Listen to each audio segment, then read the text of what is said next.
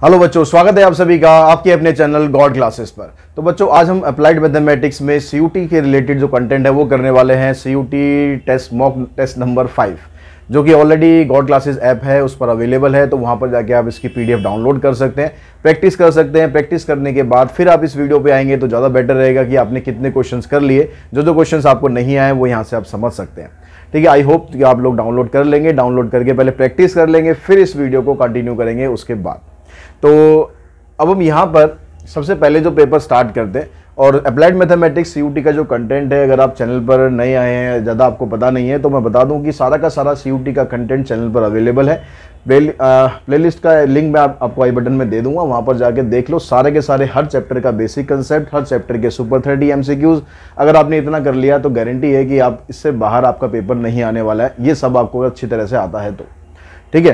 तो स्टार्ट करते हैं। यहाँ पर सबसे जो पहला क्वेश्चन है सेक्शन ए, जैसा आपको पता है कि सेक्शन ए के अंदर 15 क्वेश्चंस आएंगे। वो 15 के 15 आपको करने कंपलसरी है, जो कि सबसे इंपॉर्टेंट स्टेप है, क्योंकि यहाँ पर आपके पास चॉइस नहीं है। सबसे मेन समस्या है कि यहाँ पर चॉइस नहीं है। तो सबसे पहला जो क्वेश्चन है वो स्टार्ट करते हैं। कहता है कि A and B are symmetric matrices of the same order. A और बी आपके पास दो सिमेट्रिक मैट्रिक्स हैं, दोनों का ऑर्डर सेम है। आपको बताना है ए बी माइनस बी ए क्या होगा। तो अगर मैं वैसे ही बताऊं आपको कि A B minus B A skew symmetric होगा, तो कुछ ज़्यादातर क्वेश्चंस में इसमें स्क्यू सिमेट्रिक या सिमेट्रिक दो में से आंसर आता है। अब आपको निकालना कैसे है कि भाई ए बी में और बी ए, इसका आप निकाल दो ट्रांसपोज। तो अगर मैं ए बी माइनस बी ए का ट्रांसपोज निकालूंगा, तो ट्रांसपोज की जो प्रॉपर्टी है उसके अकॉर्डिंग पहले इसका ट्रांसपोज होगा, फिर इसका ट्रांसपोज होगा। तो A B transpose minus B A transpose. अब ए बी का ट्रांसपोज करोगे तो यहाँ मल्टीप्लाई वाली प्रॉपर्टी लगानी है ट्रांसपोज की। उसमें बी ट्रांसपोज पहले आएगा, फिर ए ट्रांसपोज, फिर ए ट्रांसपोज और यहाँ पर बी ट्रांसपोज। अब इसने बोला आपको कि भाई ए और बी जो है सिमेट्रिक है। सिमेट्रिक का मतलब होता है कि जो ट्रांसपोज करने पर मैट्रिक्स चेंज नहीं होती, वही मैट्रिक्स आती है। यानी ए बी ट्रांसपोज बी के बराबर आएगा, ए ट्रांसपोज ए के बराबर आएगा। ऐसे ही यहाँ पर आ गया। अब इसको आप कंपेयर करो ओरिजिनल मैट्रिक्स से। यहाँ ए बी माइनस बी है, यहाँ पर B A minus A B है, तो बस उनका साइन चेंज हो गया है। यानी साइन चेंज होने का मतलब है कि आप इसको ऐसे लिख सकते हैं, ए बी माइनस बी ए, और ये आंसर बनेगा आपका स्क्यू सिमेट्रिक मैट्रिक्स, क्योंकि यहाँ पर मैट्रिक्स सेम आ गई लेकिन माइनस साइन के साथ आई। उसके बाद जो सेकंड क्वेश्चन है, सेकंड क्वेश्चन में कहता है A square minus A plus I equals to 0, then A inverse is equals to. आपको बताना है कि भाई यहाँ पर ये दिया हुआ और ए इनवर्स की वैल्यू बतानी है। अब यहाँ पर मैट्रिक्स आपके पास है नहीं, तो ए इनवर्स आप कैसे निकालेंगे। यहाँ पर जितनी भी मैट्रिक्स है सभी को आप ए इनवर्स से मल्टीप्लाई कर दो। यहाँ ए स्क्वायर है, मैंने इसको ए इनवर्स से मल्टीप्लाई कर दिया, ए को फिर मैंने ए इनवर्स से मल्टीप्लाई कर दिया, आई को भी मैंने ए इनवर्स से मल्टीप्लाई कर दिया, और 0 को भी ए इनवर्स से मल्टीप्लाई कर दिया। अब ए स्क्वायर को ए इनवर्स से मल्टीप्लाई करेंगे तो ए आएगा, ए इनवर्स को ए से मल्टीप्लाई करेंगे तो आई आएगा, और आई को आप किसी से भी मल्टीप्लाई करो तो वही आंसर आ जाता है, मतलब ए इनवर्स आ जाता है। और इधर से आ गया 0। अब आपको वैल्यू इसकी निकालनी है, इन दोनों को आप वहां पर शिफ्ट कर दो तो ए इनवर्स आ जाएगा माइनस ए प्लस आई। ठीक है, माइनस ए प्लस आई, यानी ऑप्शन बनेगा इसका डी। तो सेकंड का ऑप्शन डी आ गया। थर्ड पे चलते हैं। थर्ड में कहता है A is A square matrix of order 3 such that determinant of A equals to 9, then value of 2 times of adjoint of A. यानी यहाँ पर एडजॉइंट ऑफ ए का डिटरमिनेंट निकालना है, लेकिन 2 से मल्टीप्लाई करके निकालना है। तो इसमें आपको दो प्रॉपर्टीज, दो फार्मूलाज आपको लगाने पड़ेंगे। अगर हम लिखते हैं ऐसे 2 टाइम्स ऑफ एडजॉइंट ऑफ ए, और ऑर्डर इसका दिया हुआ है स्क्वायर मैट्रिक्स, ऑर्डर है 3, तो यहाँ पर ये जो 2 होता है, जो स्केलर क्वांटिटी होती है, जब इसको डिटरमिनेंट के बाहर निकालते हैं तो ये 2 की पावर जितना भी ऑर्डर होता है वो आ जाएगी, इन 2 में एडजॉइंट ऑफ ए, इसका डिटरमिनेंट। तो ये तो आ गया आपके पास 8, और एडजॉइंट ऑफ ए का डिटरमिनेंट होता है determinant of A raise to power n minus 1। n का मतलब हो गया 3 माइनस 1, और डिटरमिनेंट कितना दिया हुआ, डिटरमिनेंट दिया हुआ 9। तो यहाँ से आ गया ये 9 की पावर 2। तो 9 की पावर 2 हो गया 81। 81 को 8 से मल्टीप्लाई करोगे, 8 1 जा 8, और 8 8 जा 64। तो आंसर आएगा 648, यानी ऑप्शन बनेगा आपका थर्ड का ए। ऐसे अगर क्वेश्चन नंबर हम फोर्थ पे चलते हैं, तो फोर्थ क्वेश्चन में आपको क्या दिया हुआ है जी। फोर्थ क्वेश्चन में यहाँ पर आपको सेकंड डेरिवेटिव फाइंड करना है। अब सेकंड डेरिवेटिव फाइंड करना है तो पहले फर्स्ट भी फाइंड करना पड़ेगा। तो यहाँ पर है ये log x square E square. अब यहाँ पर डायरेक्ट मत स्टार्ट हो जाना, जब भी लॉग दिया हुआ है तो ये ध्यान रखो कि लॉग की प्रॉपर्टी लग सकती है, नहीं लग सकती है। कई बार लॉग की प्रॉपर्टी लगने से क्वेश्चन आपका बहुत छोटा हो जाता है।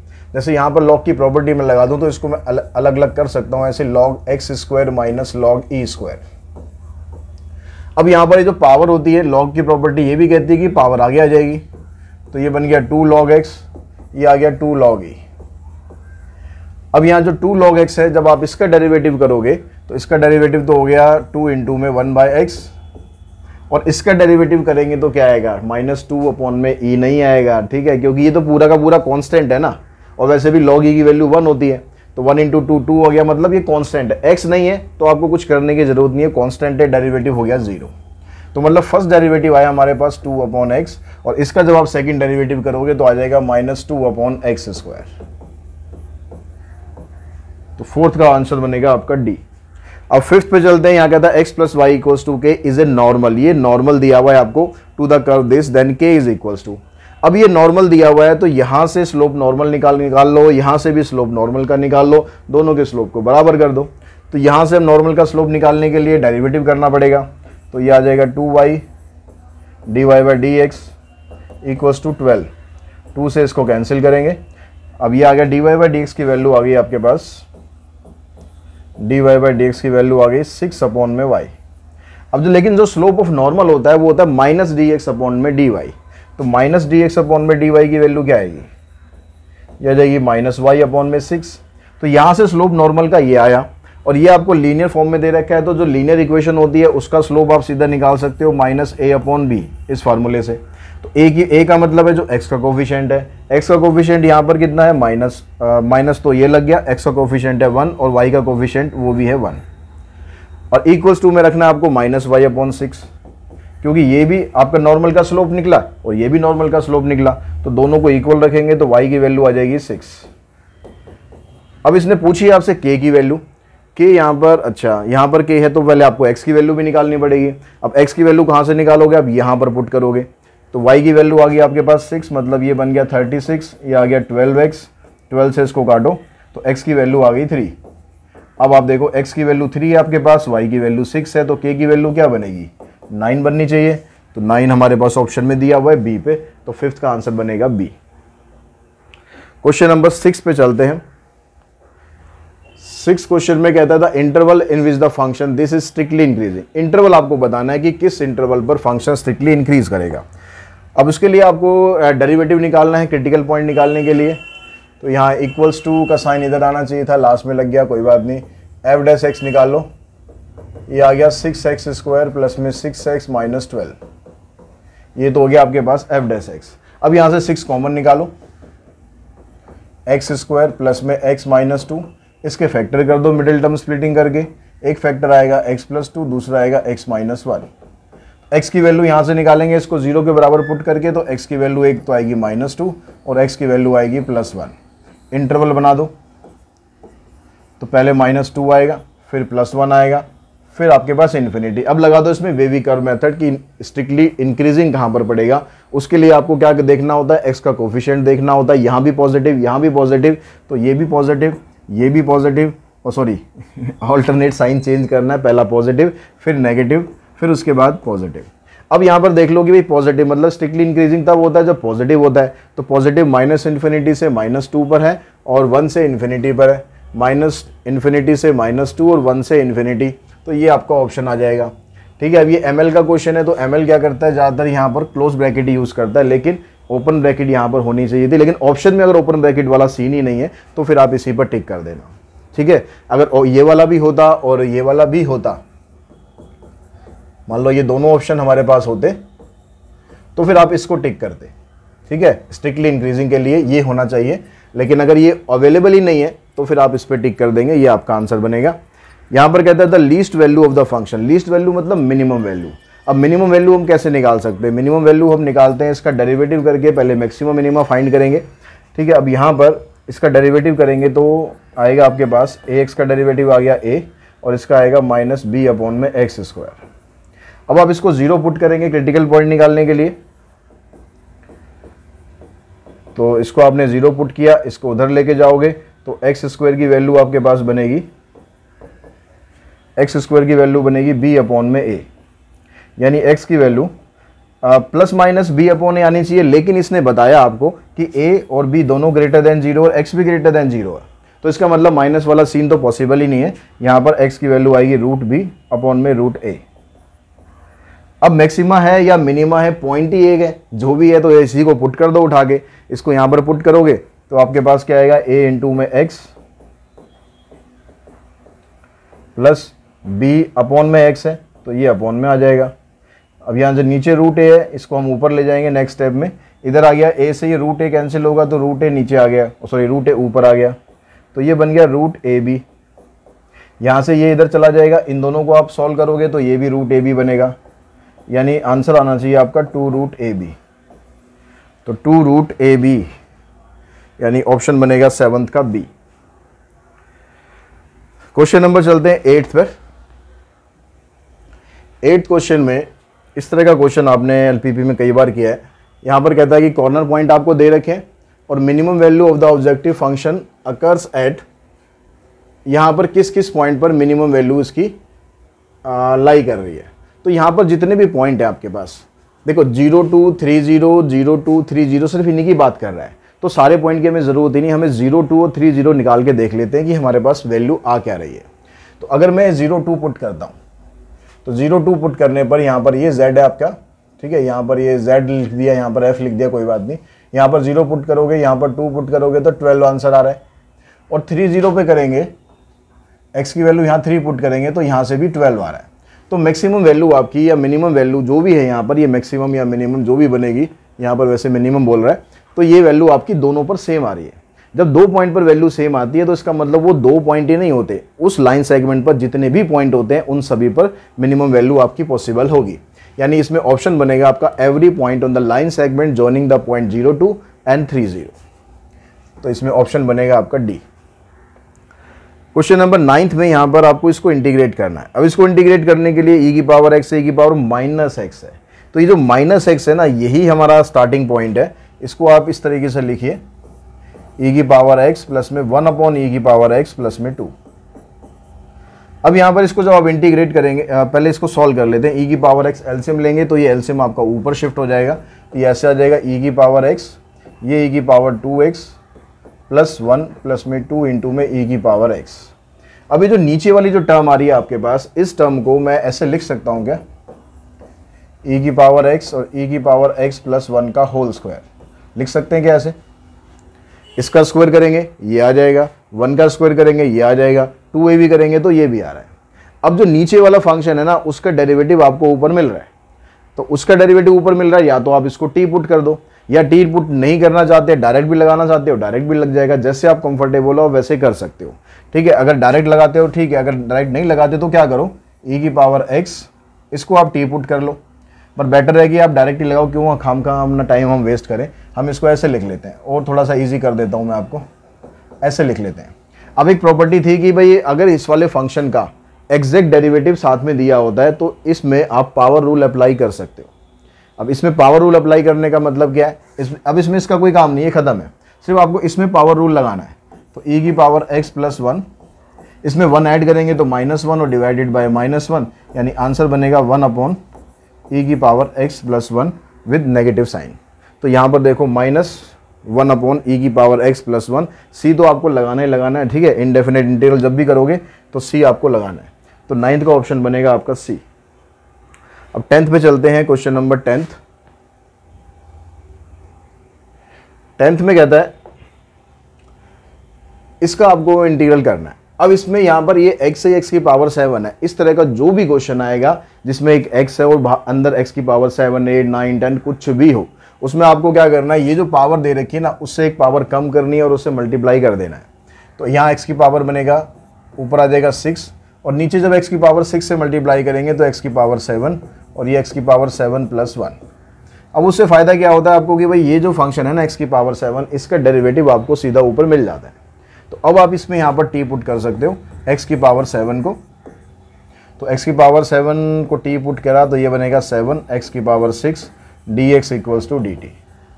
तो ये x की पावर 6 dx की वैल्यू निकालेंगे तो 7 इधर आ जाएगा, यानी क्वेश्चन हमारा ऐसे बन जाएगा 1/7 1 अपॉन t, और ये आ जाएगा t प्लस 1।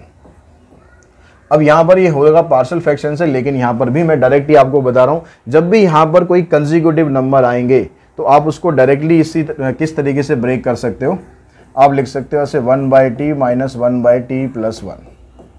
बस कंसेक्यूटिव होनी चाहिए, ऊपर कांस्टेंट होना चाहिए, ये चीज़ ध्यान रखना। अब इसको डायरेक्ट आप इंटीग्रेट करेंगे तो ये आ जाएगा log t minus log t plus 1। अब यहाँ पर log की प्रॉपर्टी लगा दो, इसको इकट्ठा कर दो, साथ साथ t की वैल्यू भी रखते जाओ, तो आंसर क्या बनेगा आपका 1/7 log t की जगह x की पावर 7, नीचे आ जाएगा x की पावर 7 प्लस 1 प्लस में c। ऑप्शन देखो कहाँ पर आपके पास है, x की पावर 7 और x की पावर 7 प्लस 1 और 1/7 भी होना चाहिए, मतलब ऑप्शन नंबर बनेगा इसका बी। 11th में यहाँ पर आपको ये लिमिट दे रखी है और आपको इसकी वैल्यू बतानी है। तो यहाँ पर ये 2x प्लस 1 है, 2x प्लस 1 का अगर हम इंटीग्रेशन करें तो ये आ जाएगा सीधा लॉग में, क्योंकि इसका जो डायरेक्ट डेरिवेटिव होगा 2। तो मतलब मैं इसको ऐसे लिख सकता हूँ 2 और 1/2। अगर मैं ऐसे लिख दूँ इसे, तो इसका डायरेक्ट डेरिवेटिव ऊपर आपके पास है, तो जो आंसर आएगा आपका वो लॉग में आएगा, तो 1/2 लॉग 2x प्लस 1।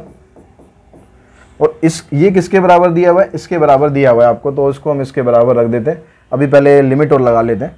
लिमिट इसमें दे रखी है आपको 0 से 40, तो यहाँ पर x की जगह आप 40 पुट करेंगे तो 40 2 80, 80 प्लस 1 यानी 81 आ गया। ये 1/2 को तो बाहर ही रखते हैं, ये आ गया log 81 माइनस, अब 0 पुट करोगे तो ये बनेगा log 1, और log 1 की वैल्यू होती है 0, तो आप इसको ऐसे ही छोड़ दो। 81 को आप लिख लो ऐसे 1/2 log 9 का स्क्वायर या 3 का स्क्वायर, 3 की पावर 4 ऐसे लिख लेते हैं। चलो अब यहाँ 4 को आगे लाएंगे log की प्रॉपर्टी लगाकर, तो ये बनेगा 4/2 log 3। अब यहाँ से इसको आप इससे कैंसिल करेंगे तो ये आएगा 2 log 3। तो हमारे पास जो राइट हैंड साइड है उसमें सिर्फ log के आगे यहाँ 2 नहीं दिया हुआ है, तो यानी यहाँ पर इस 2 को आपको वापस उधर ही ले जाना पड़ेगा, ऊपर ही ऐसे लिख दो, या आप यहीं पर ही लिख देते log 9 की पावर 2, ठीक है, ऐसे भी कर सकते हैं। तो 3 का स्क्वायर k के बराबर आ गया, यानी k की वैल्यू आ जाएगी 9, तो ऑप्शन बनेगा इसमें आपका सी। क्वेश्चन नंबर 12th में कहता है कि ऑर्डर एंड डिग्री आपको बतानी है, order and degree of the differential equation of family of curve given by this. अब यहां पर देखो एक आर्बिट्रेरी कांस्टेंट है, तो एक आर्बिट्रेरी कांस्टेंट है मतलब इसका ऑर्डर तो 1 ही होगा, क्योंकि आप डेरिवेटिव एक ही बार कर सकते हो। ऑर्डर इसका 1 होगा, लेकिन ऑर्डर आपको 1 1 यहाँ भी दिया है, 1 यहाँ भी दिया है, ये वाला ऑप्शन नहीं होगा। अब डिग्री निकालने के लिए तो हमें इसको डेरिवेटिव करना पड़ेगा कि यहाँ पर पावर कितनी आएगी उसकी। तो यहाँ पर हम डेरिवेटिव कर देते हैं, आ गया dy/dx, x का डेरिवेटिव आ गया a, और ये आ गया आपके पास 0। अब a की जो वैल्यू निकाली है ना, उसको आप यहाँ पर इक्वेशन में पुट कर दो। अब यहाँ पर जैसे ही आप ये पुट करोगे तुरंत आपको डिग्री पता लग जाएगी। y इक्वल्स टू a की जगह आ गया dy/dx इंटू एक्स, और यहाँ पर आएगा dy/dx की पावर 3। तो यहाँ पर जो फर्स्ट ऑर्डर था उसकी हाईएस्ट पावर यहाँ दे रखी है, तो डिग्री 3 बनेगी, ऑर्डर इसका 1 बनेगा। तो 12th का ऑप्शन बना आपके पास बी। 13 में कहता है कि general solution of this differential equation. General solution निकालने के लिए आपको वेरिएबल सेपरेबल लगाना पड़ेगा, तो ये वाली जो टर्म है इसको आप लेके जाओ राइट हैंड साइड में। तो यहाँ से ये बना आपके पास dy/dx, इसको हम इधर ले आए डिवाइडेड बाय x। अब जो x वाली टर्म्स है उसको dx के साथ रखेंगे, y को इधर ले आएंगे, तो ये बन गया dy/y, ये आ गया x प्लस 1 अपॉन में x। इसको इंटीग्रेट करेंगे, इसको इंटीग्रेट करेंगे। अब ये तो इंटीग्रेट हो जाएगा सीधा log y, लेकिन इसको इंटीग्रेट करने के लिए आपको इसको पहले अलग अलग कर लेना है, ऐसे x अपॉन में x प्लस में 1 अपॉन x।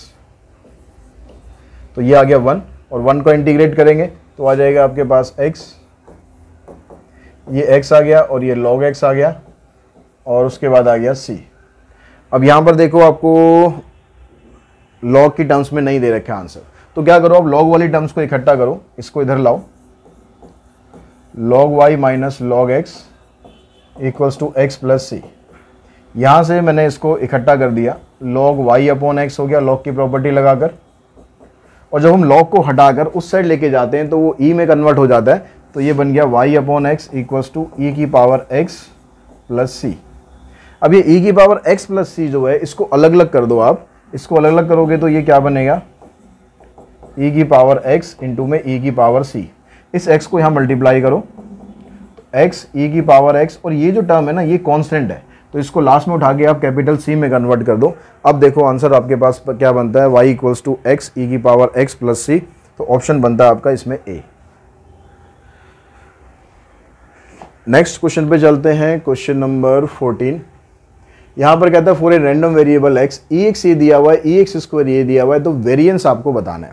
तो वेरिएंस का जो फार्मूला होता है वो क्या होता है, वेरिएंस का जो फार्मूला होता है हमारे पास ये होता है ई एक्स स्क्वायर और ई एक्स का होल स्क्वायर। तो ई एक्स स्क्वायर की वैल्यू तो आपको दे रखी है 11 और ई एक्स स्क्वायर आपको यहां से करोगे तो 3 का स्क्वायर आ जाएगा 9, आंसर आ जाएगा 2, ऑप्शन बनेगा आपका सी। तो 14 का आंसर बना आपके पास सी।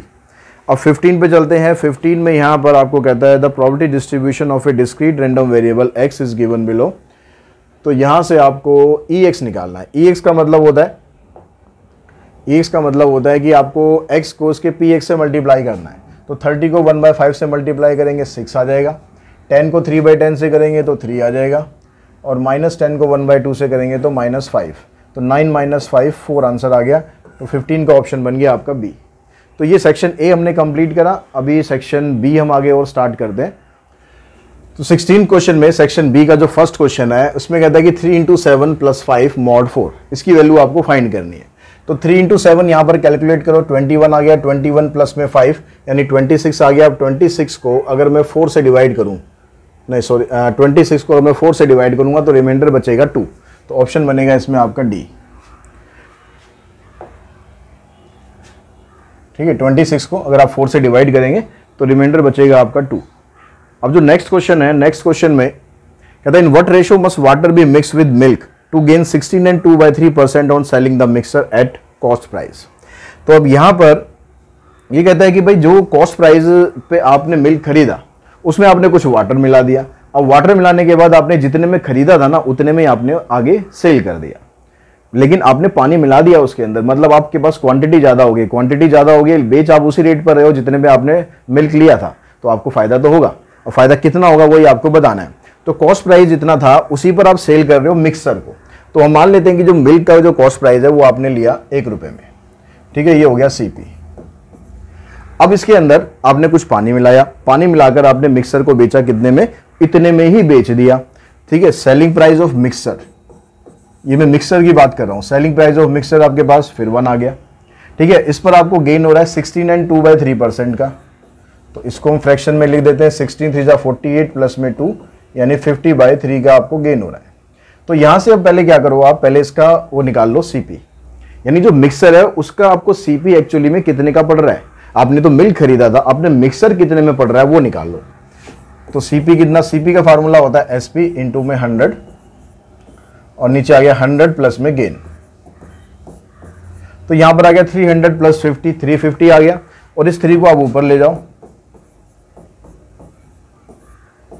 ये आ गया 350, इसको इससे कैंसिल करा तो ये आ गया आपके पास 6/7। तो अब आपके पास कॉस्ट प्राइस है वो मिक्सर का कॉस्ट प्राइस आ गया 6/7। अब जो कॉस्ट प्राइस जो आपने क्या मिलाया था, पानी मिलाया था, पानी आपको कितने का पड़ रहा है, पानी तो ऑलमोस्ट फ्री पड़ रहा है, तो पानी की जो कॉस्ट है वो ले लेते हैं 0। जो आपने मिल्क खरीदा था वो मिल्क खरीदा था आपने 1 रुपए में, तो मिल्क की कॉस्ट होगी 1 रुपए। अब आप जो सेल कर रहे हो, दोनों को मिक्स करने के बाद जो सेल कर रहे हो उसकी कॉस्ट आपको कितनी पड़ रही है, उसकी कॉस्ट पड़ रही है आपको 6/7। तो आपने किस रेशो में मिलाया ये आपको बताना है। तो यहां से x/y आप निकालेंगे, तो 1 में से आप इसको माइनस करेंगे, 1 - 6/7, और यहां पर इसमें से माइनस करेंगे तो ये तो यही रहेगा। तो 7 - 6 ये आ गया 1/7 और नीचे 6/7, 7 से 7 कैंसिल करेंगे, आंसर आ जाएगा 1/6, यानी जो रेशो है आपकी वो आ जाएगी 1:6। क्वेश्चन नंबर 18 पे चलते हैं। 18 में कहता है कि एक jar full of whisky contain 40% alcohol. A part of this whiskey is replaced by another containing 19% alcohol, and now the percentage of alcohol is found to be 26. पहले जो विस्की थी उसके अंदर 40% एल्कोहल था, तो पहले जो विस्की थी 40% एल्कोहल की थी, और उसके अंदर जो हमने मिलाया था, मिलाने पर उसमें जो एल्कोहल था 19% था, और मिलाने के बाद जो मिक्सचर आपके पास आया उसमें अल्कोहल 26% है। तो किस रेशो में आपने इसको मिलाया है ये आपको बताना है। तो यहाँ से x और y की वैल्यू आप निकालेंगे, तो मैं इसमें से इसको माइनस कर देता हूँ, 16 माइनस 9 7 आ गया, और यहाँ इसमें से इसको माइनस कर देता हूँ, ये आ गया 14, तो ये आ गया आपके पास 1/2। अब आपने उसका कितना पार्ट मिलाया था ये पूछ रहा है, तो कितना रेशो के हिसाब से हम बात करेंगे तो जो हमने मिलाया था वो ये था, ठीक है। ये पूछ रहे हैं the quantity of whisky replaced, तो विस्की आपने कितनी रिप्लेस करी है, तो ये निकालने के लिए आपको यहाँ पर इसका पार्ट निकालना है। अब इसकी जो रेशो है वो आई है आपके पास 2, कितने में से रेशो का टोटल है 3, तो आंसर आएगा आपका 2/3, ठीक है। इतनी विस्की आपने रिप्लेस करी है, मतलब इतनी विस्की आपने जो 19% वाली है वो मिलाई है, 3 में से 2 आपने, अगर लीटर की बात करेंगे तो 3 में से 2 लीटर आपने मिला दी, ठीक है। फॉर एग्जाम्पल समझने के लिए 19 में कहता है कि boat running down stream cover a distance of 16 kilometre in 2 hours while for covering the same distance up stream it take 4 hours. तो ये जो टाइम दिया होता है डाउन स्ट्रीम का टाइम हम लेते हैं T1 से, और अप स्ट्रीम का टाइम लेते हैं हम T2 से। तो what is the speed of boat in still water, still water मतलब आपको x की वैल्यू बतानी है, और x की वैल्यू निकालने के लिए आपको यहाँ पर हमें T1 और T2 को यूज करना पड़ेगा स्टिल वाटर। तो हम ऐसा करते हैं, टाइम हमें दे रखा है और डिस्टेंस भी हमें दे रखा है, तो u और v निकाल लेते हैं हम पहले, उससे हमें x को निकालना आसान है क्योंकि x का फार्मूला होता है u प्लस में v अपॉन में 2। तो u कितना आ जाएगा, डिस्टेंस है 16 का और टाइम लग रहा है इतना, तो स्पीड कितनी बनेगी, ये डाउन स्ट्रीम है, डाउन स्ट्रीम मतलब u, तो 16 अपॉन में 2 यानी ये आ जाएगा 8। ऐसे हम v निकालते हैं तो इसमें आपको लग रहा है 4 घंटे का टाइम, डिस्टेंस तो वही रहेगा, तो डाउन स्ट्रीम स्पीड आ गई है। अब इन दोनों को यहां पर आप पुट करेंगे तो 8 प्लस में 4/2 यानी 12/6, 12/2 मतलब 6, तो आंसर आएगा इसका 19 का B. Question number 20th question के अंदर देखिए, यहां पर कहता है कि the speed of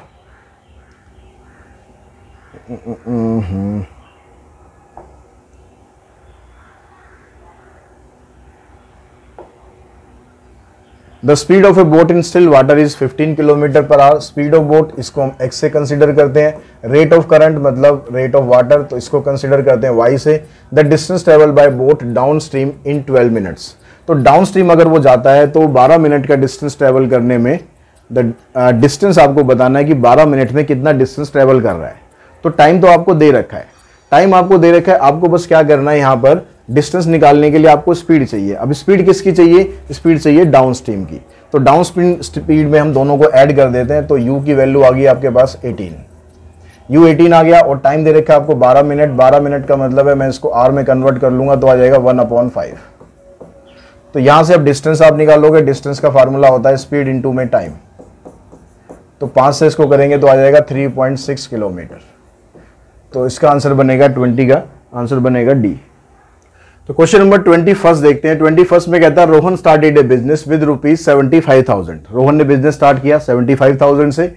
he was joined after some time by Mohan, कुछ समय बाद मोहन ने भी बिजनेस को ज्वाइन किया 1 लाख रुपए के साथ। For how much period does Mohan join the business with Rohan if the profit at the end of a year are divided in the ratio 3:2। अगर उनका जो प्रॉफिट है वो 3 और 2 की रेशियो में है तो उसने कितने मंथ्स के बाद उसको ज्वाइन किया। तो यहां पर हम कंसेप्ट यूज करते हैं इन्वेस्टमेंट और टाइम, अगर दोनों डिफरेंट होते हैं दोनों के, तो हम क्या करते हैं उसके इन्वेस्टमेंट को टाइम से मल्टीप्लाई कर देते हैं। अब क्योंकि रोहन ने स्टार्टिंग में बिजनेस स्टार्ट किया था तो इसकी इन्वेस्टमेंट होगी 75,000 फॉर द 12 मंथ्स। अब मोहन ने बाद में बिजनेस ज्वाइन किया 1 लाख के साथ, ठीक है, लेकिन उसका हमें टाइम पता नहीं है कि कितने मंथ्स के लिए उसने पैसा लगाया, और इन दोनों की रेशो साल के एंड में देखेंगे तो 3/2 है। तो यहां से x की वैल्यू आप निकाल लो, 3 0 ये कैंसिल हो जाएंगी, 25 से इसे काटेंगे, 25 से इसे काटेंगे, और 4 3 12, 3 से ये भी कैंसिल हो गया, इसको उधर लेके जाएंगे, इसको उधर लेके जाएंगे, यानी x आ गया 6 मंथ। यानी उसने जो इन्वेस्टमेंट लगाई थी वो 6 महीनों के लिए लगाई थी। 6 महीनों के लिए लगाने का मतलब है उसने 6 महीनों बाद ही बिजनेस को ज्वाइन किया है, यानी आंसर बनेगा आपका इसमें डी। तो 21 का आंसर आ जाएगा हमारा डी। 22 में चलते हैं। कहता है कि A and B started a business partnership business, A's investment is 5 times B's investment. A की इन्वेस्टमेंट बी की इन्वेस्टमेंट से 5 टाइम्स ज़्यादा है। तो अगर मैं ए और बी की रेशो यहाँ पर निकालूं तो ये आ जाएगी 1 और 5। ए की इन्वेस्टमेंट ज़्यादा है, ए की इन्वेस्टमेंट ज़्यादा है तो यहाँ पर आएगा 5-1, ये ध्यान रखना। मतलब बी ने जितना लगाया उसका 5 टाइम्स ए ने लगाया। Invested the money for the 4 times of the period of as investment. अब बी ने जो इन्वेस्टमेंट करी है वो उसने ए के मुकाबले उसका जो टाइम पीरियड है वो 4 गुना ज़्यादा है। यानी अगर हम टाइम पीरियड के हिसाब से बात करें, इसकी टाइम पीरियड के हिसाब से बात करें तो ए ने अगर 1 महीने के लिए लगाया है, 1 साल के लिए लगाया है, तो बी ने उसको, ए ने अगर 1 साल के लिए लगाया तो बी ने उसको 4 टाइम्स ज़्यादा लगाया, यानी 4 साल के लिए लगाया है। तो अब आप इनको टोटल जो प्रॉफिट है 16,000 है, तो आपको टोटल प्राइस बताना है, यानी टोटल प्रॉफिट बताना है। तो यहाँ से ए और बी का पहले रेशो निकाल लो कि भाई ए बी का रेशो है कितना। तो यहाँ से मैं ए और बी की रेशो निकालूंगा तो ये बनेगी आपके पास, ए ने पैसा तो इतना लगाया, इन्वेस्टमेंट उसकी टाइम ये है, और बी ने इतना पैसा लगाया, इन्वेस्टमेंट टाइम उसका इतना है, तो इनकी रेशो बनेगी 5-4। अब यहाँ पर जो 16,000 दे रखा है ये बी का अमाउंट दे रखा है, तो रेशो के हिसाब से बी का अमाउंट होना चाहिए 4। तो बी का अमाउंट हो गया 4 अपॉन में टोटल रेशो 9, और टोटल पैसा x हो गया। इसके हिसाब से बी को मिल रहा है 16,000। तो 4 से हम इसको कैंसिल करेंगे और 9 से इसको मल्टीप्लाई करेंगे तो ये आ जाएगा 36,000। यानी जो टोटल प्रॉफिट हो रहा है वो 36,000 का प्रॉफिट हो रहा है, यानी ऑप्शन बनेगा इसका बी। नंबर 23 में कहता है कि in a 1000 metre race A reaches the final point in 56 second. A 56 second के अंदर पूरी रेस कवर कर लेता है और बी उसी रेस को कवर कर रहा है 70 सेकेंड्स में। तो आपको बताना है कि भाई ए ने बी को कितने मार्जिन से डिफीट किया। तो अब यहाँ पर सीधा सीधा आप ये निकाल लो कि भाई ए ने 56 सेकंड के अंदर पूरा का पूरा डिस्टेंस कवर कर लिया, मतलब 56 सेकंड के बाद ए पहुंच गया विक्ट्री पॉइंट पर। तो उस समय पर यानी 56 सेकंड के अंदर बी ने कितना डिस्टेंस कवर किया, तो यहाँ पर बी ने 56 सेकंड के अंदर अगर हम ये वाला और लेंगे 1000 मीटर, तो 1000 को अगर आप डिवाइड करेंगे, पहले बी की स्पीड निकालनी पड़ेगी हमें। बी ने ये डिस्टेंस कवर किया, 1000 मीटर का डिस्टेंस कवर किया कितनी देर में, 70 सेकंड में। तो इसकी स्पीड आ गई आपके पास 100/7। तो इस स्पीड से चलते हुए बी ने 56 सेकंड के अंदर कितना डिस्टेंस कवर कर लिया इन 56 सेकंड। तो यहां पर आपको डिस्टेंस बताना है, डिस्टेंस का फार्मूला आ गया स्पीड इनटू में टाइम। तो बी ने तब तक 800 मीटर का डिस्टेंस कवर किया जब तक ए जो है वो फाइनल पोजीशन पर आ गया। तो 1000 में से 800 माइनस कर देंगे तो आंसर आ जाएगा 200, यानी 200 मीटर का डिस्टेंस इसने कवर किया। क्वेश्चन नंबर 24 पे चलते हैं। कहता है the solution set of system of linear inequalities. ये आपको यहाँ पर दिया हुआ है, इसको आपको सिंप्लीफाई करना है। तो यहाँ पर जब मैं पहले इनको सिंप्लीफाई करता हूँ तो इसकी ब्रैकेट को मल्टीप्लाई करा तो आ गया 2x प्लस में 2 less than equals to x plus 5। दूसरी इक्वेशन में आ गया 3x प्लस में 6 ग्रेटर देन 2 माइनस x। तो इन दोनों को आप सिंप्लीफाई करो, 2x माइनस x आ गया, इसको आप उधर लेके जाओगे तो x की वैल्यू 3 से छोटी होनी चाहिए, और इसके हिसाब से चलेंगे तो माइनस x को यहाँ लाएंगे 4x और ये आ जाएगा -4। तो x की वैल्यू ग्रेटर देन -1 होनी चाहिए, यानी -1 से बड़ी है और 3 से छोटी है या इसके बराबर है। तो इसका मतलब ऑप्शन बनेगा इसमें आपका C, -1 की तरफ ओपन इंटरवल और 3 की तरफ क्लोज इंटरवल। ये हो गया क्वेश्चन नंबर आपका 24। अब क्वेश्चन नंबर 25 पे चलते हैं। 25 क्वेश्चन में ये आपको दिया हुआ है, आपको यहां से a² i के बराबर है, ये a² i के बराबर है, तो आपको इसकी वैल्यू फाइंड करनी है। ये इनमें से कौन सा रिलेशन है, तो a² का मतलब आ गया इसी को इसी से मल्टीप्लाई करना है, इसी को हमें इसी से मल्टीप्लाई कर देना है, ये बराबर हो गया i के। तो यहां से इसको मल्टीप्लाई करोगे α² प्लस में बीटा गामा, यहां से करेंगे अल्फा बीटा और बीटा गामा,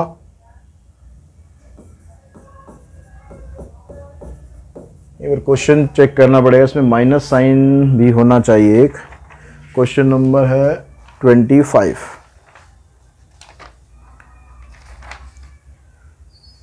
यहां पर अल्फा जो है ये माइनस में है, तो उसकी वजह से ये माइनस का साइन आएगा और ये कैंसिल हो जाएगा। और ऐसे जब नीचे आप मल्टीप्लाई करोगे, इसको इससे करेंगे alpha gamma minus alpha gamma, और इसको आप इससे करेंगे तो आ जाएगा बीटा गामा प्लस α²। अब इसको आप रखेंगे इसके बराबर, तो यहां तो ये कैंसिल होके 0 बन ही जाएगा, यानी इसको आपको इसके बराबर रखना है alpha square plus beta gamma equals to 1, और जो इक्वल्स टू 1 होगा उसको इस साइड ले आओगे तो ये आपके पास इक्वेशन आनी चाहिए alpha square plus beta gamma, alpha square plus beta gamma, यहां पर ये ऑप्शन कुछ नहीं दिया हुआ है, ये वाला ऑप्शन बनेगा। अगर हम तीनों को उधर ले जाते हैं तो 1 minus alpha square minus beta gamma equals to 0, तो इसका ऑप्शन बनेगा आपका 25 का सी। उसके बाद चलते हैं क्वेश्चन नंबर 26 पर। इस क्वेश्चन नंबर 26 को आप, ये एमसीक्यू की लाइक बिल्कुल भी नहीं है, इसको आप स्किप कर दोगे तो बेटर है, कि बहुत लंबा क्वेश्चन है, कोई इसका शॉर्टकट भी नहीं है जिससे हम इसको कर लें तो ये क्वेश्चन आता है, तो बेटर है कि आप इसको छोड़ दो, इसकी वजह से आपके बाकी नंबर और खराब होंगे। तो बच्चों क्वेश्चन नंबर 27 स्टार्ट करते हैं। 27 में कहता है the total cost function of a production X unit of a commodity is given by this. ये आपको कॉस्ट फंक्शन दिया हुआ है, then the number of unit produce for which marginal cost is equals to average cost. तो हमें क्या करना है, मार्जिनल कॉस्ट और एवरेज कॉस्ट को दोनों को इक्वल रखना है और वहां से एक्स की वैल्यू आपको फाइंड करनी है। तो मार्जिनल कॉस्ट हम कैसे निकालते हैं, जो कॉस्ट फंक्शन होता है उसका डेरिवेटिव कर देते हैं। मार्जिनल जब भी आपको निकालना है, जिसका मार्जिनल वैल्यू पूछ रहा है उसका डेरिवेटिव कर दो, तो 3/4x² का डेरिवेटिव करेंगे तो 2 पर आ जाएगा, यानी मैं सीधा मार्जिनल कॉस्ट लिख रहा हूं यहां पर। तो मार्जिनल कॉस्ट बनेगी हमारे पास 2 3 6 अपॉन में 4x माइनस 7x का डेरिवेटिव करेंगे आ जाएगा 7। और जो एवरेज कॉस्ट हम निकालते हैं तो उसके लिए क्या करते हैं, इसको पूरे को x से डिवाइड कर देते हैं। तो जो 3/4x² है उसको अगर हम डिवाइड करेंगे तो आ जाएगा 3/4x, और माइनस 7x को डिवाइड करेंगे -7 प्लस में 27/x। ये हमारे पास इक्वेशन बनेगी। अब यहाँ से इसको सॉल्व करके आपको x की वैल्यू फाइंड करनी है। तो अगर हम ये 6/4x देख रहे हैं, यहाँ पर -3/4x को उधर लाएंगे, इधर आके माइनस हो जाएगा, तो ये तो देखो कैंसिल ही हो गया।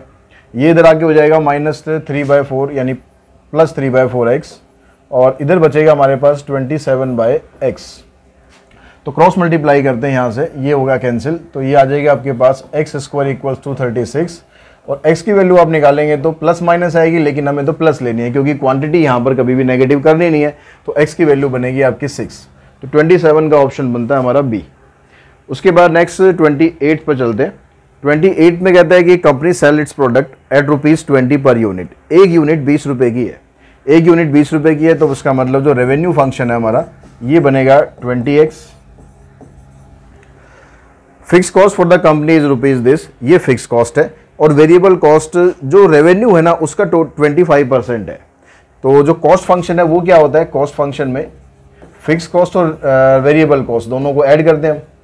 तो फिक्स कॉस्ट तो उसने बता दिया आपको 45,000 है,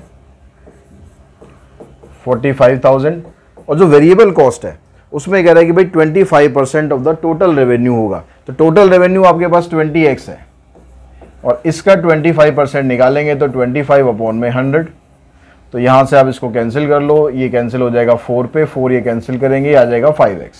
तो आपके पास जो कॉस्ट फंक्शन है ये आ गया 45,000 प्लस में 5x।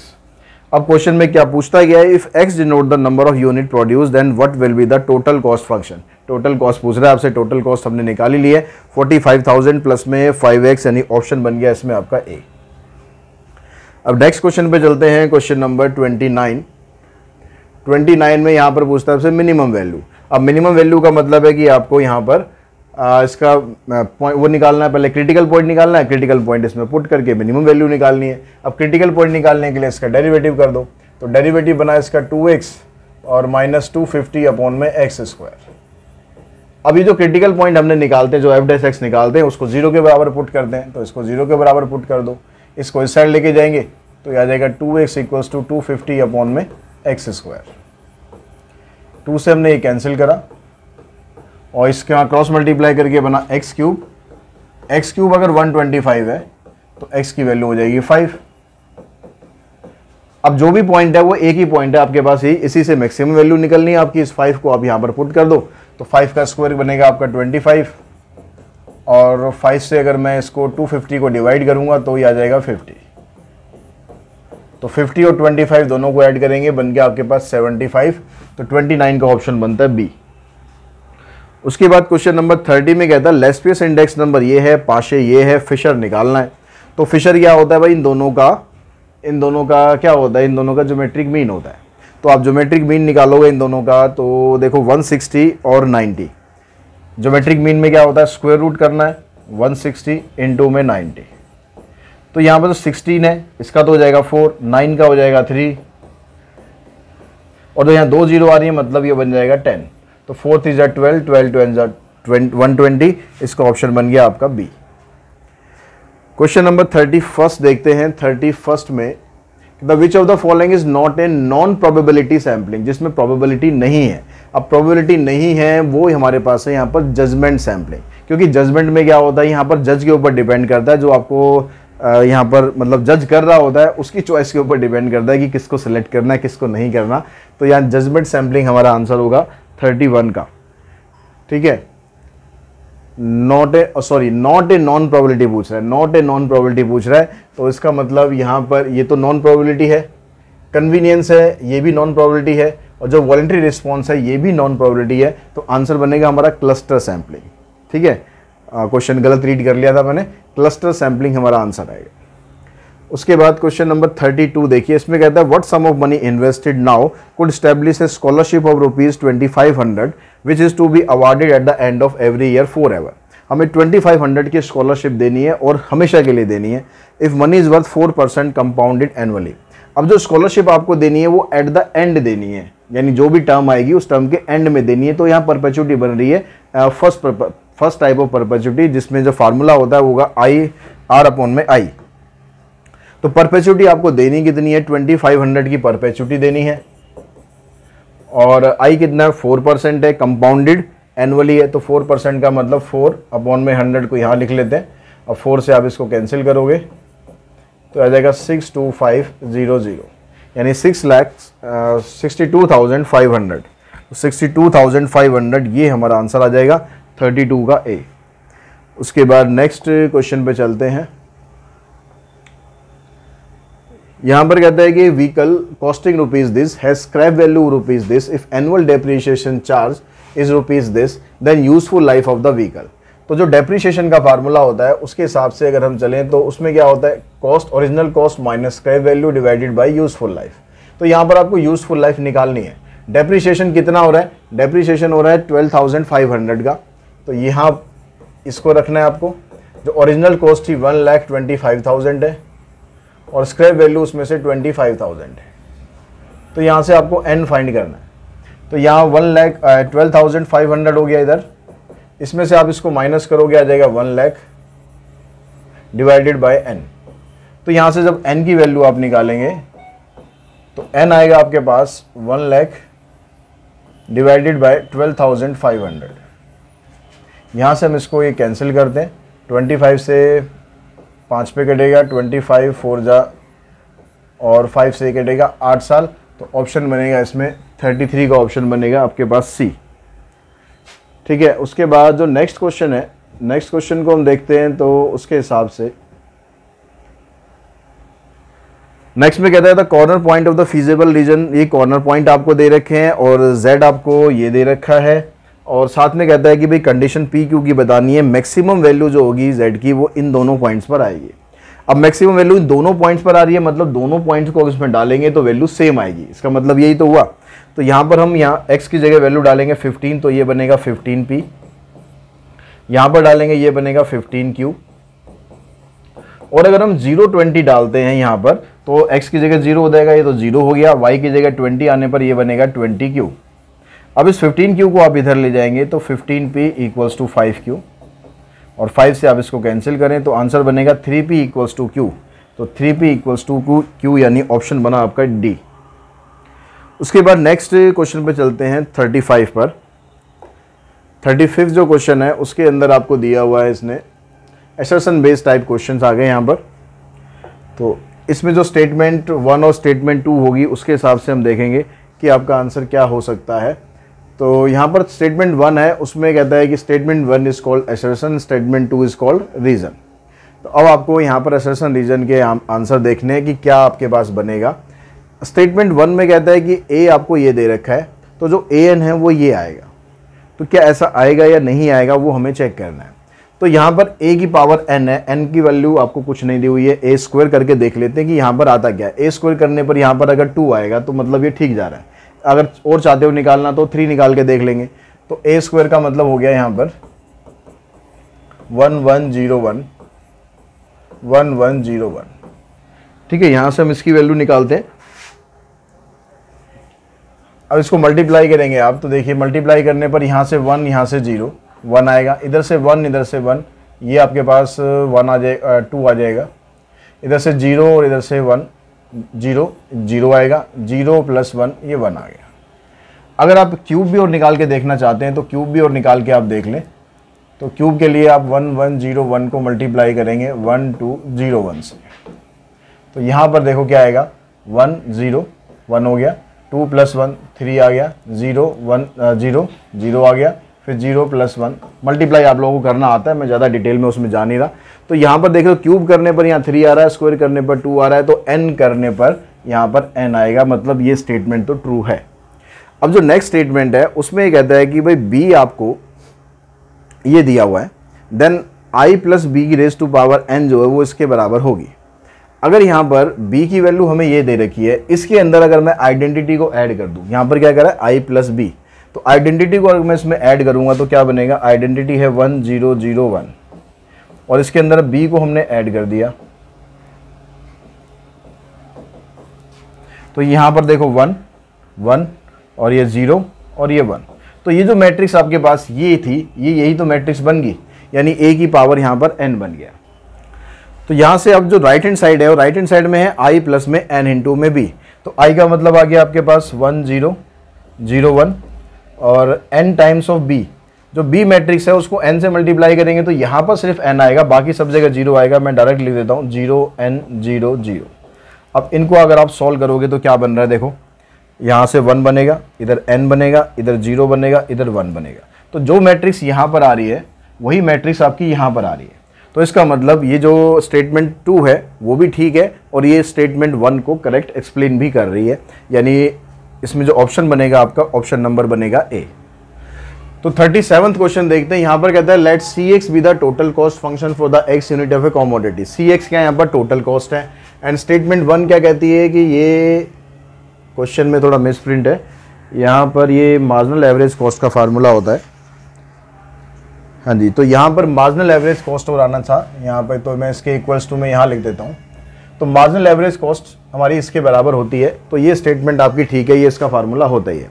जो एवरेज कॉस्ट है वो भी इसका फार्मूला होता है, ठीक है, इसका फार्मूला भी यही होता है, यानी स्टेटमेंट तो हमारी दोनों ठीक है। अब बस हमें ये देखना है कि भाई जो सेकंड स्टेटमेंट है वो पहले वाले का करेक्ट एक्सप्लेनेशन है या नहीं है। तो अगर जब हम मार्जिनल कॉस्ट निकालते हैं तो मार्जिनल कॉस्ट का मतलब क्या होता है कि जिसकी भी आप मार्जिनल वैल्यू निकाल रहे हो उसका डेरिवेटिव कर दो। तो यहाँ पर अगर मैं इसका डेरिवेटिव कर दूँ, क्योंकि ये एवरेज कॉस्ट है, इसकी जो मार्जिनल वैल्यू अगर मैं निकालूँ तो क्या ये बनेगी नहीं बनेगी, इससे यहाँ पर ये देख लेते हैं। तो इसका जब हम डेरिवेटिव करेंगे तो लगाना पड़ेगा हमें क्वोशिएंट रूल। तो क्वोशिएंट रूल के हिसाब से Cx का डेरिवेटिव करोगे, डेरिवेटिव ऑफ Cx इनटू में x minus Cx as it is, और x का डेरिवेटिव करेंगे तो आ जाएगा 1 डिवाइडेड बाय डिनोमिनेटर का स्क्वायर। ठीक है, डिनोमिनेटर के स्क्वायर से हम इसको डिवाइड कर देंगे। अब ये जो C-x है, C-x का मतलब क्या होता है, यहाँ पर हम कॉस्ट का डेरिवेटिव कर रहे हैं, यानी हम यहाँ पर मार्जिनल कॉस्ट निकाल रहे हैं।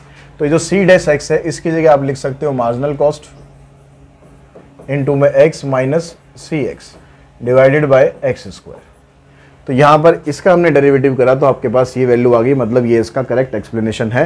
तो स्टेटमेंट आपके पास इसका आंसर बनेगा ए।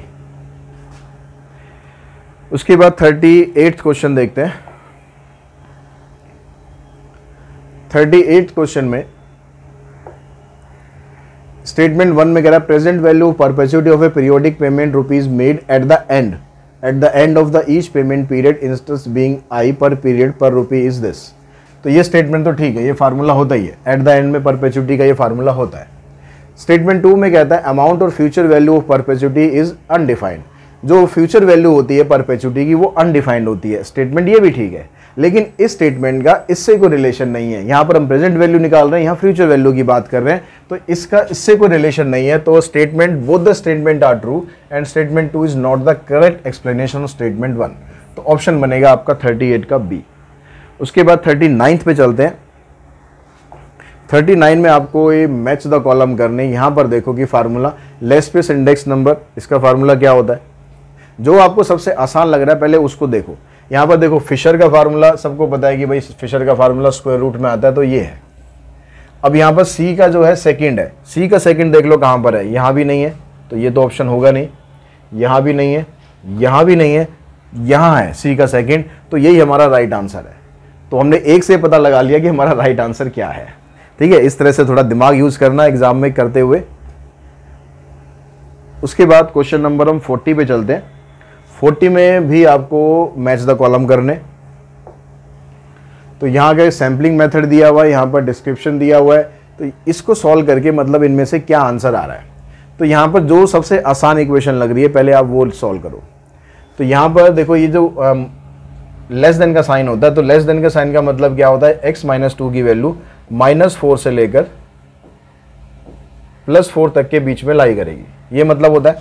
और इस -2 को हम इधर लाएंगे तो प्लस हो जाएगा, तो -4 + 2 यानी -2 बना, और यहाँ से इधर चला जाएगा तो 6 आएगा। तो x की वैल्यू -2 से 6 तक के बीच में, यहाँ पर देखो किस में है, -2 से 6 तक के बीच में, -2 से 6 तक के बीच में, और कहीं ऑप्शन नहीं है, तो एक ऑप्शन बना हमारे पास सेकंड।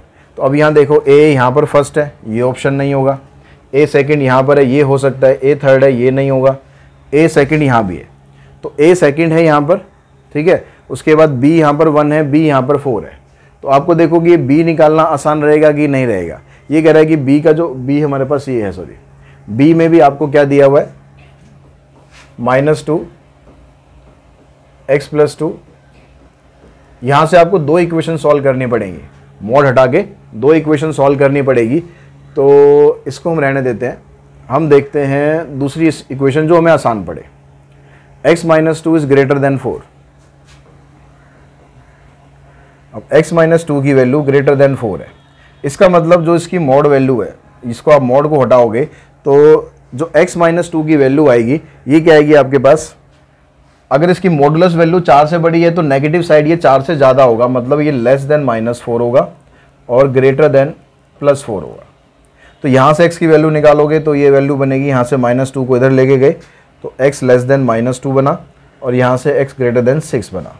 तो ये -∞ से -2 हो गया, और ये 6 to ∞ हो गया, -∞ से -2 और 6 से ∞, मतलब b का ऑप्शन बनेगा 1, और b का ऑप्शन 1 हमारा कहाँ पर था, b का ऑप्शन 1 यहाँ था, तो ये आपका सही आंसर बनना चाहिए। 40 का सी कह रहा है,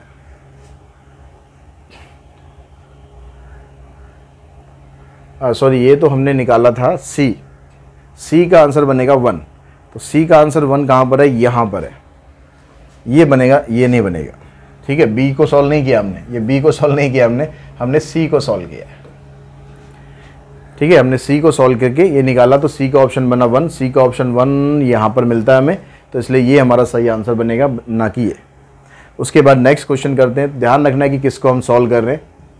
एक केस स्टडी बेस्ड क्वेश्चन आ गया, इसमें एक पाइप जो है वो कनेक्ट कर रखा है, वो पाइप एंड सिस्टम का है। ए 6 घंटे में भर रहा है और बी 8 घंटे में भर रहा है, और पाइप सी जो है खाली कर रहा है 12 घंटे में। 6, 8 और 12, तो ये हमें लिखना पड़ेगा, क्योंकि ये फिर केस स्टडी आगे भी काम चलेगा इसका। 6, 8 और 12। अब जो ये वाला क्वेश्चन है इसमें कहता है कि ए और बी को अगर हम इकट्ठा चला देंगे तो टैंक कितनी देर में भरेगा। तो ए का टाइम हो जाएगा 1/6, ए का हो गया 1/6 और बी का हो गया 1/8। इन दोनों को सिंप्लीफाई करेंगे, 24 एलसीएम 4 और यहाँ गया 3, यानी 7/24। तो जो टाइम आएगा, टाइम रेसिप्रोकल कर देते हैं, 24/7 यानी 7 3 × 21, 3 and 3/4। तो 3 and 3/4 यानी ऑप्शन बनेगा इसका बी। उसके बाद क्वेश्चन नंबर 42 पे चलते हैं। 42 में चल रहा है कि ए और सी को खोल दिया, तो ए 4 घंटे में भर रहा था और सी 12 घंटे में खाली कर रहा है, 6 घंटे में भर रहा था। तो 1/6 - 1/12 माइनस एलसीएम लेंगे तो ये आ जाएगा 1/12, इसका रेसिप्रोकल करेंगे 12 आ जाएगा, तो 42 का ऑप्शन बनेगा ए। उसके बाद 43, अब यहाँ पर बी और सी खोल दिए, तो बी कितनी देर में भर रहा था, बी भर रहा था 8 घंटे में, तो ये बनेगा 1/8 और सी खाली कर रहा है इतनी देर में, तो 24। तो तो यह आ जाएगा 1/24, रेसिप्रोकल करके टाइम आ जाएगा इसका 24। अब नेक्स्ट में कहता है कि तीनों पाइप हमने खोल दिए। अब तीनों पाइप खोलने पर क्या होगा, जो पहले वाला भर रहा था 1/6 हो गया, उसका 1/8 आ गया, तीसरा खाली कर रहा था 12 घंटे में तो 1/12। एलसीएम लेंगे 24, 4, 3 और 2, तो आ जाएगा 5/24। टाइम निकालने के लिए रेसिप्रोकल करेंगे 24/5, यानी आ जाएगा 4.2। तो 44 का ऑप्शन बनेगा आपका ए। 24 दूनी 48, 44 का ऑप्शन बनेगा 4.8। ठीक है, 5 4 जा 20, 5 8 जा 40। 45 में कहता है if the 3 pipe open together then the tank is filled in 24 hours. तीनों को अगर हमने खोल दिया तो 24 आवर्स के अंदर वो भर रहा है। If pipe C can empty the tank at the rate of 20 litres per hour then the capacity of the tank. अब यहाँ पर जो सी है ना, सी का टाइम आपको वो नहीं लेना जो क्वेश्चन में दिया हुआ है। आपको सी का टाइम लेके चलना है एक्स। ये पहले वाला इतने घंटे में भर रहा है, दूसरे वाला इतने घंटे में भर रहा है, तीसरा वाला जो है हमें पता नहीं कितनी देर में खाली कर रहा है, और ये टोटल मिलाकर 24 घंटे लगते हैं, तो 1 घंटे के अंदर इतना काम हो रहा है। तो अब यहाँ से आपको एक्स की वैल्यू निकालनी है पहले। तो इसको इधर लाओगे, इसको इधर लेके जाओगे, तो 1/6 plus 1/8 minus 1/24 equals to 1/x। इसका एलसीएम लेंगे हम 24 आ जाएगा, 4, 3 और 1, तो 4 + 3 7, 7 - 1 6, 6 को हम इससे काटेंगे तो आ जाएगा 4। तो यानी 4 घंटे के अंदर ये खाली कर रहा है। अभी कह रहा है कि जो पाइप सी है वो पूरे टैंक को 20 लीटर खाली करता है 1 घंटे में। तो हमने यहाँ पर क्या निकाला, वो 4 घंटे में पूरा टैंक खाली कर रहा है। तो 1 घंटे में अगर वो 20 लीटर खाली करेगा तो 4 घंटे के अंदर 80 लीटर पानी खाली करेगा, यानी जो टैंक है उसकी कैपेसिटी 80 लीटर की है। तो 45 का ऑप्शन बना आपका सी। क्वेश्चन नंबर 46 पे चलते हैं। यहां भी आपके पास एक केस स्टडी आ गई है 46 में। ये आपको प्रोबेबिलिटी दे रखी है और ये आपको एक्स दिया हुआ है। ठीक है, अब यहां पर कहता है कि what is the value of के। तो के की वैल्यू कैसे हम निकालते हैं, जो भी प्रोबेबिलिटी आती है उसका अगर आप सम करोगे तो सम करने पर 1 के बराबर होना चाहिए। तो के की वैल्यू आ जाएगी 1/6। तो आंसर बन गया इसका सी। उसके बाद 47वां क्वेश्चन। 47 में कह रहा है कि भाई x less than 2। x less than 2 का मतलब आ गया, और यहाँ पर लेस देन इक्वल्स टू 2। तो लेस देन 2 में हमारे पास है, लेस देन 2 में 0 और 1 आ गया, मतलब k और 2k, 3k बन गया। अब 3k में, और इसका फिर इसका भी ले लेते हैं हम, इसका भी 3k है। ठीक है, तो जब हम इसकी बात करेंगे लेस देन 2, तो 0 की जो प्रोबेबिलिटी थी वो k थी और 1 की प्रोबेबिलिटी थी 2k, तो दोनों मिलाकर हो गया 3k, और k की वैल्यू हमने निकाली 1/6, तो इसको हमने कैंसिल करा, ये आ गया आपके पास 1/2। तो इसका ऑप्शन ये आ गया। और जब लेस देन इक्वल्स टू 2 बोल रहा है तो 0 की प्रोबेबिलिटी ये थी, सेकंड की प्रोबेबिलिटी ये थी, और 3 की प्रोबेबिलिटी ये है। इन सब का सम कितना करेंगे, 3 2 5 + 1 6 के आ गया। और फिर यहाँ पर k की वैल्यू आप डालोगे तो 1/6, ये कैंसिल, आंसर आ गया इसका 1। तो 48 का ऑप्शन बनेगा ए। उसके बाद 49, 0 से 4 तक। तो 0 को भी आपको काउंट करना है। अब 0 को भी काउंट करना है तो यहाँ पर जो पीछे आप बैक करके देख लेना, या पीडीएफ आपके पास है तो बेटर है। 0 से 4 तक के बीच में क्या 0 भी आएगा, 1 भी आएगा, 2 भी आएगा और 3 भी आएगा। तो उसने यहाँ पर क्या दिया हुआ था, 0 की प्रोबेबिलिटी तो k दी हुई थी, 1 की प्रोबेबिलिटी 2k दी हुई है, और 3 की प्रोबेबिलिटी 3k दी है। उसके बाद बोला अदरवाइज 0, यानी इसके अलावा कुछ है तो वो 0 है। तो इन सब का अगर आप सम करोगे तो वही बन रहा है 6k, यानी k की वैल्यू 1 वो डालोगे आप यहाँ भी 1/6, तो आंसर आएगा 1। तो 49 का ऑप्शन भी ये बनेगा। तो 50th क्वेश्चन है, इसमें कहता है value of p x greater than equals to 2, यानी 2 लेना है और 2 से बड़ा लेना है। तो जो 2 है उसकी प्रोबेबिलिटी थी आपके पास 3k, उसके बाद के जो है उन सब की प्रोबेबिलिटी 0 है, तो उसको आप लिखो या मत लिखो, k की वैल्यू सीधा यहाँ पर डाल दो आप, तो आंसर आ जाएगा इसका 1/2, यानी ऑप्शन बनेगा इसका ए। तो इस तरह से जो एनटीए नहीं, ये एक्चुअली जो गॉड क्लासेस ऐप है उस पर जो मॉक टेस्ट नंबर 5 था उसका कंप्लीट सॉल्यूशन हमने कर लिया है। आई होप आपको इसके क्वेश्चन समझ में आए होंगे, और समझने के बाद आपके एग्ज़ाम में आपको इससे थोड़ा बहुत हेल्प मिलेगी, ऐसा मुझे लगता है। और कोशिश करना कि आप जितना जल्दी अपना एग्ज़ाम मतलब अपनी स्पीड पे आप काम करो। क्वेश्चन सिंपल आ रहे हैं, बस थोड़ा सा टाइम का प्रॉब्लम होता है। स्पीड पे काम करो, स्पीड ज़्यादा से ज़्यादा करने की कोशिश करो, जल्दी जल्दी करने की कोशिश करो, उसके लिए ढेर सारे क्वेश्चन करने की प्रैक्टिस करो। तो आज की इस वीडियो में इतना ही। Thanks to all of you.